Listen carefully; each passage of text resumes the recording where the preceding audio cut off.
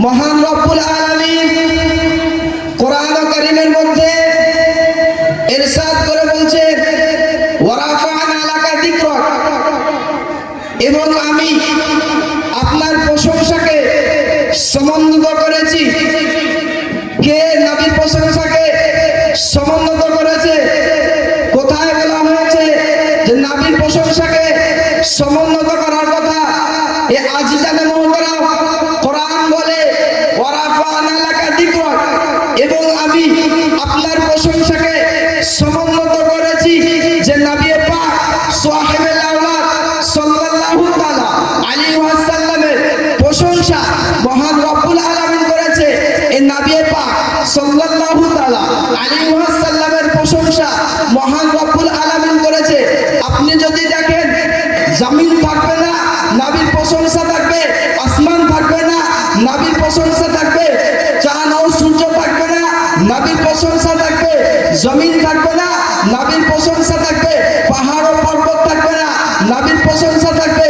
গাছ বৃক্ষ লতা কিছু থাকবে না, নবীর প্রশংসা থাকবে। এক কথায় বলা হয়েছে পৃথিবী থাকবে না, নবীর প্রশংসা থাকবে। এই আজিজানে মুহতারাম, নবীর প্রশংসাকে কমে দেওয়া, মিটে দেওয়া, মুছে দেওয়া পৃথিবীর বাসীর পক্ষে সম্ভব হবে না। কারণ আমার নবী পাক সাল্লাল্লাহু তাআলা আলাইহি ওয়াসাল্লামের প্রশংসা মহান রব্বুল আলামিন উঁচু করে দিয়েছেন। এর জন্য তো কোরআন বলে ওয়ারাফা'না লাকা যিকরাক, এবং আমি আপনার প্রশংসাকে সমুন্নত করেছি। এ আজিজানে মুহতারাম, আমার নবী পাকের প্রশংসা মহান রব্বুল আলামিন সমুন্নত করেছে। এই নবী পাকের প্রশংসাকে আজ কমানো হচ্ছে।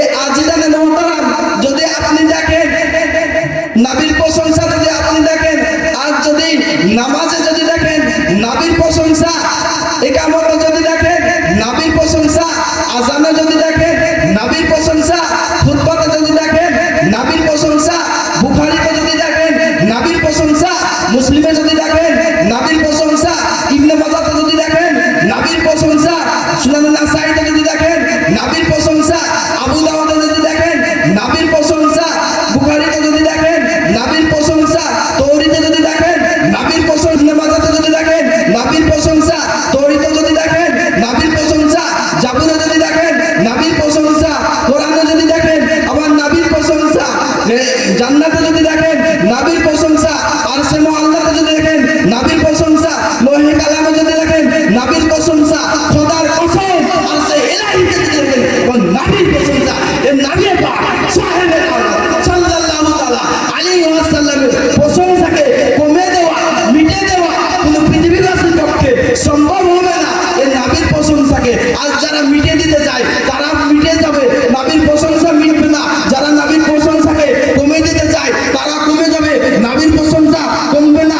এই আজিজানে মুহতারাম, এর জন্য তো আমার আল্লাহ তাবারাক তাআলা কোরআনের মধ্যে ইরশাদ করে বললেন ওয়ারাফা'না লাকা যিকরাক, এবং আমি আপনার প্রশংসাকে সমুন্নত করেছি, উঁচু করেছি, বাড়িয়ে দিয়েছি।